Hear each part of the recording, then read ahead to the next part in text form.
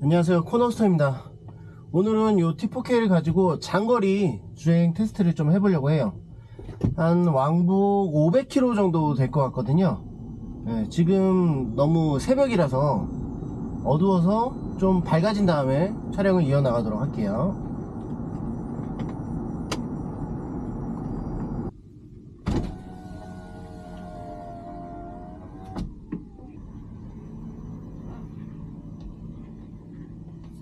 안녕하세요. 좀 도와드릴게요. 네, 소세지. 안녕하세요. 좀 드려거든요. 네. 이 아이스 커피 괜찮다고 하셨나요? 네네. 영수증 드릴까요? 아니요. 네. 앞쪽으로 이동하세요. 네. 결제가 완료되었습니다. 맛있게 드세요. 네.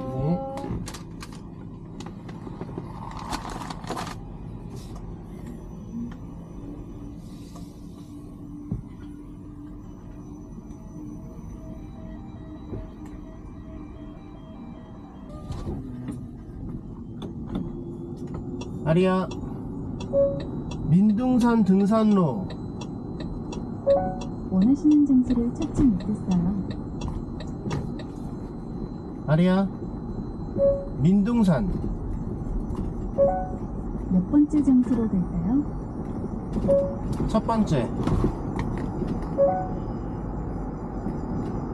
민둥산까지 티맵 추천 경로로 안내를 시작합니다. 광주원주 고속도로 강원남로를 거쳐가는 경로입니다. 지금 212km, 도착 시 배터리 8% 남는다고 돼 있는데 아마 중간에 충전을 한번 해줘야 될 것 같아요. 총 주행거리가 그래서 한 뭐 450에서 500km 정도 되지 않을까 싶어요. 지금 100%일 때 주행 가는 거리가 뭐 330km 좀 넘게 나왔었거든요. 한번 이렇게 장거리 테스트를 해보도록 할게요. 지금 현재 기온이 14도고요 짐은 실지 않았거든요. 근데 이제 저희 특성상 짐을 뭐 100km에서 한 200~300km 싣게 되는데 그 정도는 아마 주행거리에 큰 영향은 없는 것 같아요.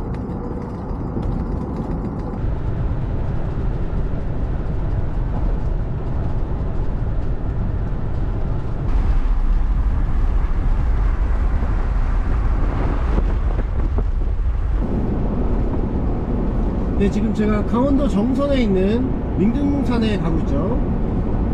지금 고속도로 나와서 국도로 가고 있는데 남은 거리가 67km. 그런데 지금 현재 배터리는 43%, 141km 갈 수 있다고 되어 있고요. 여전히 기온은 14도예요. 지금 봐서는 도착했을 때 주행 가는 거리가 한 70km 정도는 남아야 되는데 그렇게 될지는 잘 모르겠네요. 그리고 사실은 지금 도착 시 배터리가 이제 13%로 아까 출발 시보다는 조금 더 늘어나긴 했는데, 그러니까 T맵상에 10% 이상 나오는 거는 충분히 갈 수 있는 거리긴 해요. 갈 수 있는 거리긴 한데 도착했을 때 충전기가 뭐 하나밖에 없기는 한데 일단은 한번 가보도록 하고요. 원래는 이렇게 주행하는 거는 좋지는 않고 도착하는 곳에서 한 50km 정도 내외에 있는 그런 충전소들을 몇 개 알아놓는 게 좋거든요. 지금 도착지에 거의 다 왔거든요. 한 11km 남았다고 돼 있는데 이게 지금 영월에서부터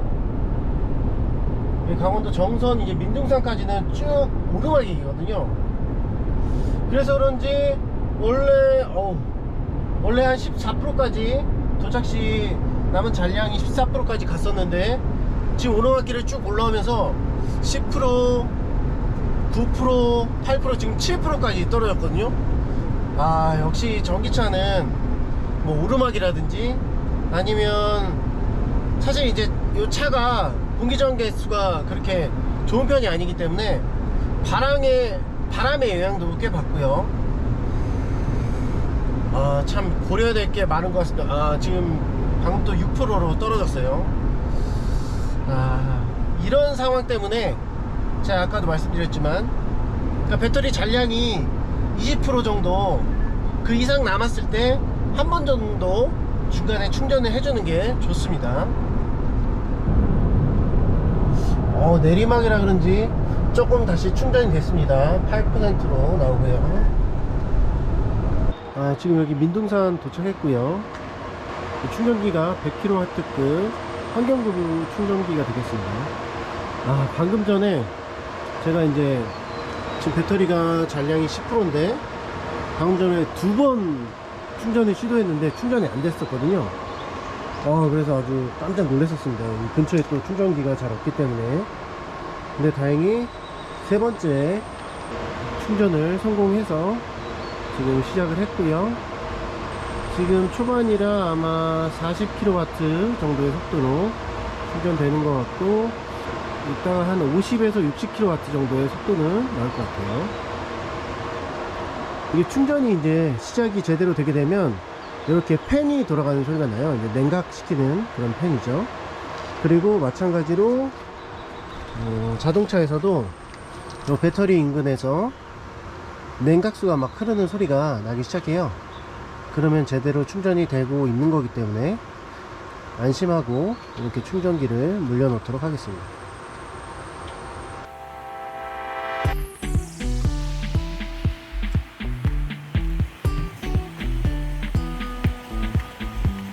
오늘 민둥산 정상뷰는 없음.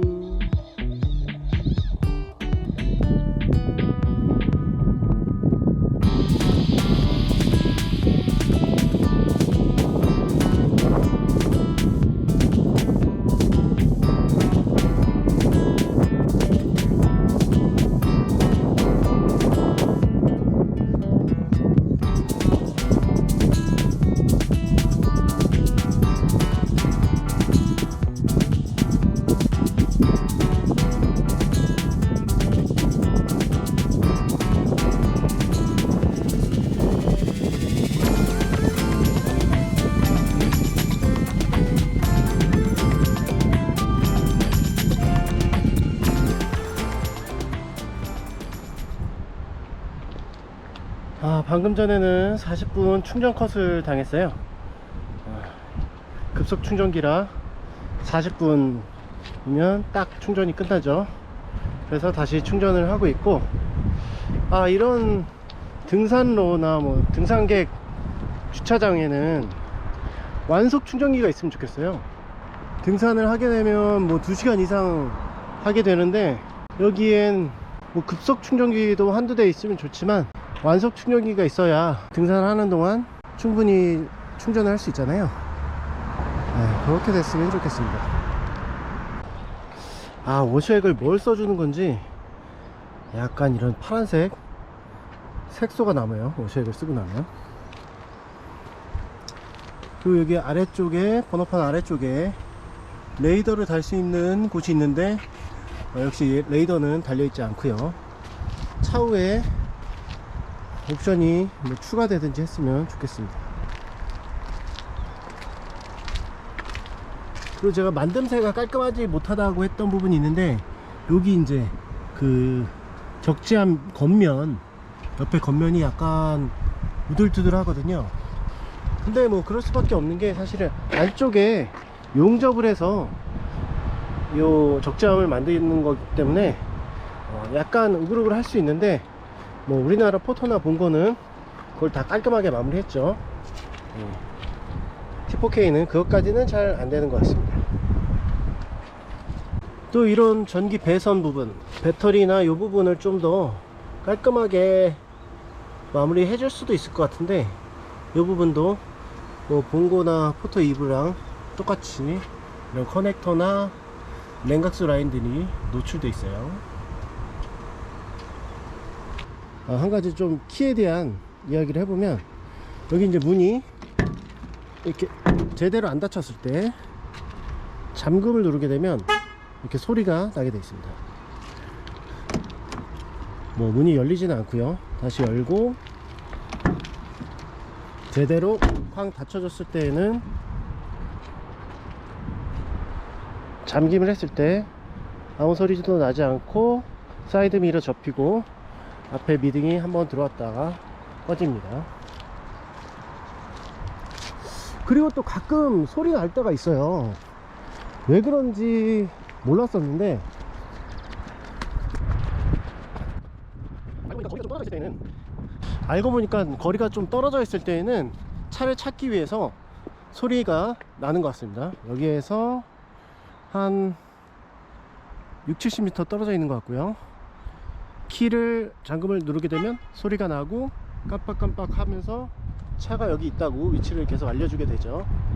네, 소리는 한번 나고 전멸은 어느 정도 한 5-6초 정도 유지되게 됩니다. 그리고 가까이 오게 되면 잠금키를 한번 누르면 지금도 소리 나네. 잠깐만요.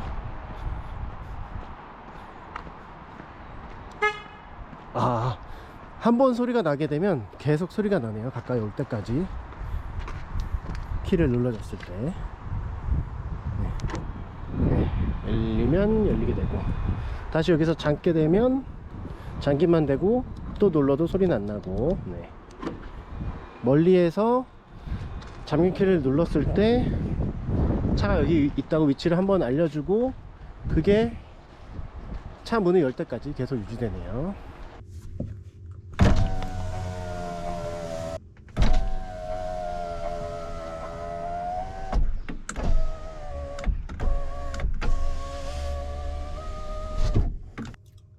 지금 40분 넘게 충전을 했고, 배터리가 57%예요 190km 갈 수 있다고 되어 있고, 지금 도착지까지는 208km니까 중간에 충전을 해줘야 됩니다.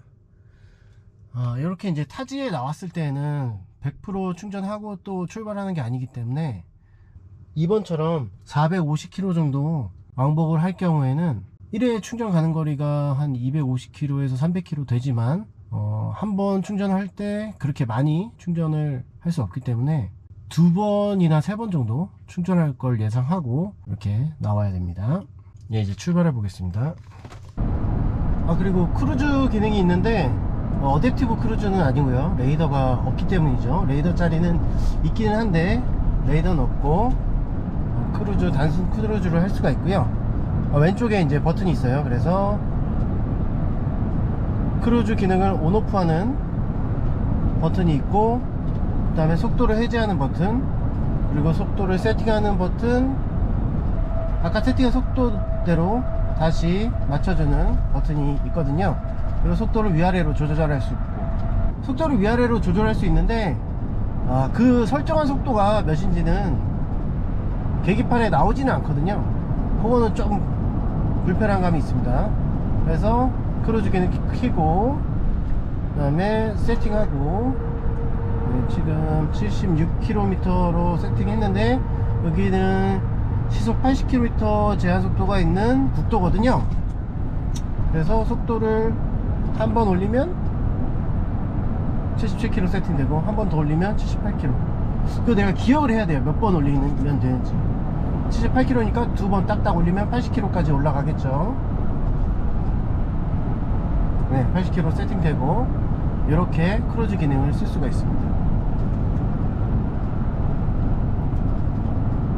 그러다가 해제하고 싶으면 요 속도 해제하는 버튼을 누르면 속도 해제되고요. 다시 재설정하는 버튼 누르면, 네, 아까 80km로 설정했으니까 거기까지 다시 쭉 올라갑니다.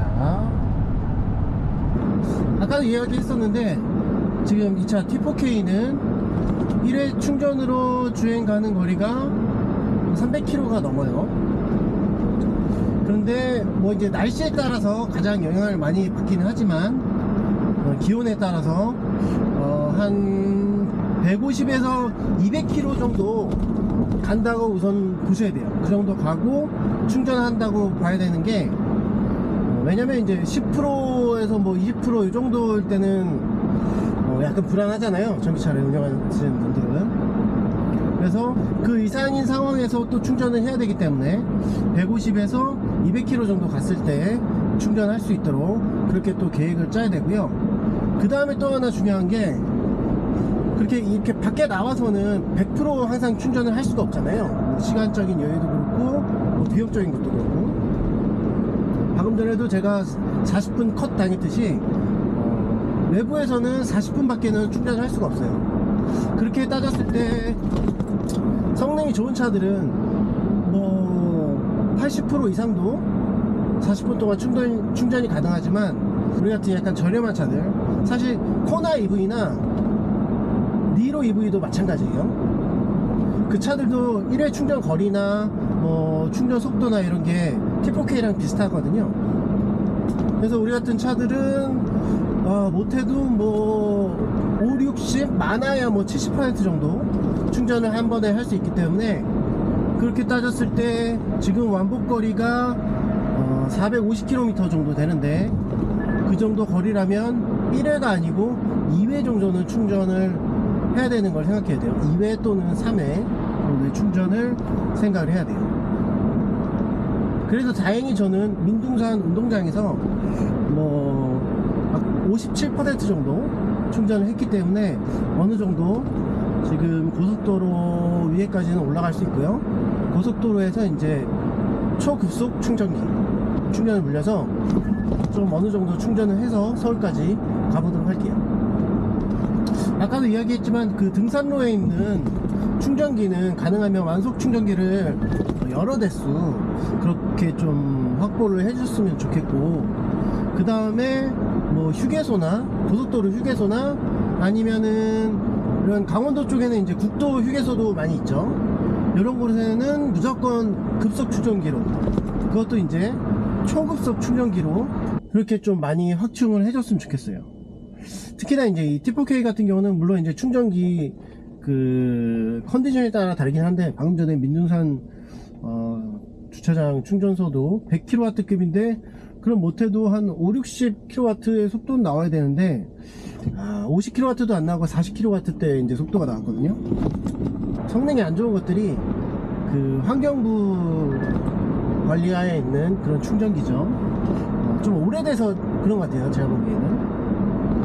근데 이제 이 T4K 같은 경우에는 뭐 200kW 이상의 충전기에서는 거의 100kW 가까운 속도가, 충전 속도가 나오거든요. 그러니까 뭐 같은 트럭이라고 그 T4K가 초급속 충전기에 물려있는 거 너무 뭐라고 하지 마시고요. 저희도 속도 잘 나옵니다, 어느 정도. 뭐 봉고나 포터 EV는 당연히 속도가 안 나고요. 니로나 코나 EV 같은 경우도 200kW급까지는 아마 속도가 안 나오는 것 같아요. 100kW급으로도 충분히 속도가 나오는 것 같고, 최대 속도가 나오는 것 같고, T4K는 100kW급은 조금 부족하고 200kW 이상이 돼야지만 제대로 된 충전을 할 수 있을 것 같아요. 그런 입장에서 봤을 때는 현재까지 약간 중장거리를 갈 수 있는 화물차는 T4K가 유일한 것 같아요. 봉고나 포터 EV는 당연히 이제 주행거리나 충전 속도 문제 때문에 장거리를 가기가 힘들고요. 그 다음에 또 중국산 트럭들이 있죠. 주로 이제 밴이 되겠는데, 세아밴이라든지 이티밴, 마사다밴 사이즈도 문제가 되고, 충전 속도 및 그 주행 가는 거리 이런 것들이 문제가 돼요. 세아밴이나 이티밴 같은 경우에는 CATL의 LFP 배터리를 쓴다고 해요. 근데 뭐 성능이 어느 정도인지는 잘 모르겠지만 좀 떨어지는 걸로 알려져 있죠. 그리고 마사다밴 같은 경우에는 배터리 제조사가 어딘지도 정확히 밝히고 있지 않아요. 그런 거에 비하면은 BYD는 사실 배터리 회사로 시작을 했잖아요. LFP 배터리를 주력으로 생산을 했었고, 그 다음에 자동차에서도 인수해서 내연기관 자동차도 좀 만들었었어요. 하지만 결국에는 이 전기차로 넘어가기 위해서 배터리와 자동차 기술을 융합해서 이렇게 전기차를 만들어내고 있고요. 뭐 올해는 아마 BYD가 국내 승용차 시장에 진출한다고 하는 것 같아요. 성능이 어떨지는 잘은 모르겠지만 아마 성능은 좀 떨어지겠죠. 하지만 가격이 어느 정도일지가 이제 관건인 거고, 가격이 어느 정도 맞고 주행 거리나 충전 속도가 어느 정도 나온다면 충분히 구매할 수 있는 그런 차가 될 수 있을 것 같긴 해요. 아무튼 그렇기 때문에 배터리 기술이 어느 정도 인정받고, 그 다음에 차량 기술도 자동차 회사를 인수해서 어느 정도는 그래도 굴러가게 만들어 놨기 때문에 이 BYD의 T4K가 현재 국내 상황에서는 중장거리를 갈 수 있는 유일한 트럭이지 않을까 생각이 되고 있습니다. 그런데 4월 말에 현대에서 ST1이라고 밴 형태의 그런 화물차였죠. 또한 앞에 본네트 부분이 돌출되어 있는 화물차이기 때문에 적재 공간이 조금 문제가 돼요. 그리고 뭐 배터리 용량이나 뭐 충전 속도 이런 것들은 상당히 개선된 걸로 보이고 있기는 한데, 뭐 그거 나와봐야 아는 거고요. 적재함만 좀 적당한 사이즈로 나오게 된다면 충전 속도나 이제 1회 충전으로 갈 수 있는 거리가 충분하기 때문에 아마 중장거리로도 쓸 수 있는 또 새로운 화물차가 나온다고 볼 수 있어요. 그리고 또 하나 중요한 거는 가격이죠. 가격을 어느 정도 가격에 내놓느냐, 그것도 상당한 주목할 만한 포인트가 된다고 할 수 있어요. 그런데 제가 이렇게 전기차를 쭉 운영을 해보면서 보니까 충전 속도, 배터리 용량 이런 것들이 좀 와닿지 않게, 그러니까 실제로 운영하는 사람들한테는 와닿지 않게 그렇게 측정된 경우가 많아요. 왜냐면은 제가 보기에는 그냥 우리가 전기차는 뭐 전자기기다 이렇게 생각하고 기존의 전자기기들을 대했던 그런 단위, 그런 개념들로만 이렇게 계속 이야기를 하고 접근을 하고 있거든요. 그래서 실제로 이 전기차를 운영하는 사람들한테는 잘 와닿지 않는 그런 것들이 많아요. 일단 첫 번째로 그 배터리 용량을 볼 수가 있어요. 우리는 차량 제조사에서 뭐 배터리 성능을 뭐 10에서 뭐 80%, 0에서 80%까지 충전하는데 몇 분이 걸린다, 뭐 이런 정보만 얻게 되잖아요. 그런데 사실은 좀 더 정확하게는 배터리 용량이 얼마나 되고 정확히 얼마나 되고, 그러니까 차마다 사실은 그게 중요하거든요. 왜냐면 뭐 테슬라 같은 경우에도 스탠다드 버전은 50kWh 정도의 용량이에요. 근데 롱레인지는 거의 80kWh 정도의 용량이거든요. 그러면 못해도 한 20-30% 이상 용량이 큰 건데, 그런 걸 똑같이 뭐 0에서 80% 충전하는데 얼마나 걸린다, 이런 개념. 그리고 뭐 1회 충전 완충했을 때 주행 가는 거리가 얼마다, 이렇게 얘기하는 게 잘 와닿지가 않거든요. 그렇기 때문에 전기차를 운영하시는 분이라면 자기 차의 충전 용량이 정확히 어떻게 되는지 그거를 알고 계시는 게 중요해요. T4K는 85kWh가 배터리 용량입니다. 그리고 다음으로 충전 속도를 얘기할 수 있는데, 뭐 충전 속도 이제 충전기마다 다르죠. 완속 충전기 같은 경우에는 뭐 7kW급, 뭐 10kW, 20kW급 정도가 이제 뭐 완속 충전기라고 할 수가 있고요. 그 다음에 50kW가 아마 급속으로 들어갈 거예요. 그때부터 50kW, 100kW 그 정도를 저는 이제 급속 충전기로 생각을 하고 있고요. 그 다음에 200kW, 350kW 급은 저는 초급속 충전기로 생각하고 있어요.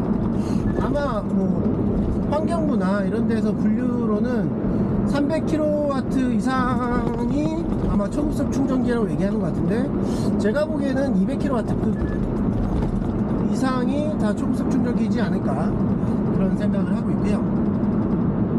근데 이제 충전기가 그렇게 된다고 해서 충전 속도가 그만큼 다 나오는 게 아니죠. 그게 차량마다 다르기 때문에 차량에서는 배터리 용량과 함께 이 충전 속도를, 그리고 분 단위로, 제가 봤을 때는 분 단위로 제공을 해줘야 된다고 생각해요. 왜냐면 우리가 충전을 시간 단위로 하지 않잖아요. 급속 충전기 같은 경우에는 40분 컷을 당하잖아요.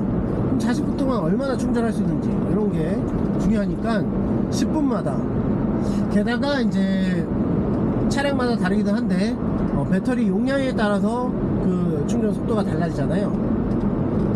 그러니까 그 배터리 용량별로 충전 속도가 어떻게 되는지를 분 단위로 아니면 뭐 10분 단위로 그렇게 알고 있어야 된다고 생각을 해요. 그래서 이 T4K 같은 경우에는 뭐 10%에서부터 50%까지는 이제 91, 2kW 정도의 속도까지 받아낼 수가 있거든요. 뭐 그 정도면 20분 좀 지나면 웬만하면은 50%까지는 배터리를 충전할 수가 있어요.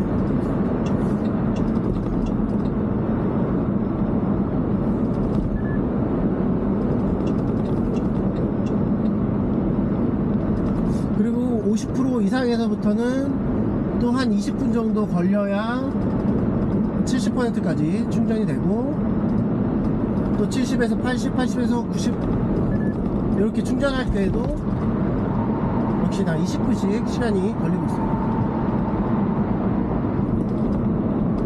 그걸 이제 어떻게 계산하냐면, 원래는 1분 단위로 계산을 하려면 충전 속도에서 60을 나눠주면 되죠. 그러면 1분당 속도가 되고, 그렇게 따졌을 때 T4K가 이제 최고 속도 나오는 90kW 정도의 속도라고 했을 때에는 분당 1.5kW의 전력을 받아들일 수가 있어요. 그렇게 되면 이제 배터리가 20에서 50% 차 있을 때에는 10분이면 15kWh의 충전량을 받아낼 수가 있고, 제 배터리가 85kWh니까 20% 정도 충전이 가능한 거예요. 그래서 20분 좀 넘게 되면 40% 정도를 채울 수 있는 건데, 50% 이상에서는 또 충전 속도가 60kWh대로 떨어지거든요. 그러면은 10분 동안 10kWh 정도의 용량을 받을 수가 있어요. 아무튼 시간적인 효율이 이제 쭉쭉 떨어지게 되겠죠. 용량이 많이 찰수록. 이렇게 자기 차의 충전 능력에 대해서 어느 정도 알고 있는 게 그 차를 효율적으로 쓰는데 아주 좋을 거예요. 그러니까 저 같은 경우에는 20에서 50%, 그러니까 뭐 좀 더 정확히 얘기하면 20%대에 충전할 수 있는 데 들어가서 50% 이상 충전을 하고 나온 다음에, 그 다음에 뭐 100에서 뭐 150km 정도 더 주행을 하고, 그 다음에 또 충전을 하고, 이 정도의 사이클을 가질 수 있도록 그렇게 충전소, 들리는 충전소를 미리 좀 알아놔야 되고, 그런 것들로 이제 효율적으로 충전을 해야 됩니다. 가뜩이나 이 충전 시간이 우리는 사실 이동 거리보다도 이동 시간에 관계되는 요소잖아요. 그 이동 시간을 최대한 줄이려면 사실은 충전 시간을 최대한 줄여야 되고, 충전 시간을 최대한 줄이려면 최고의 속도로 충전할 수 있는 그런 컨디션에서 충전을 해주는 게 중요하다고 할 수 있습니다. 네, 서울로 들어가는 도중에 이제 문막 휴게소에서 SK 일렉링크 200kW급 충전기로 충전하고요. 되게 저조도 상황이라 영상이 어떻게 잘 찍혔을지 모르겠는데, 아무튼 이렇게 문막 휴게소에서 한 20분 좀 넘게 충전했거든요. 이렇게만 충전하고 서울까지 잘 가보도록 하겠습니다. 감사합니다.